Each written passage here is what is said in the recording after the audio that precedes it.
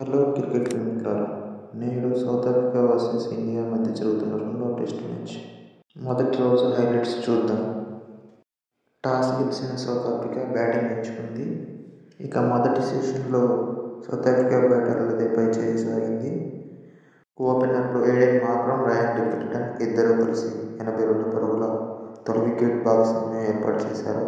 పూర్తి session south Africa ఆధిపత్యాన్ని చూపించింది.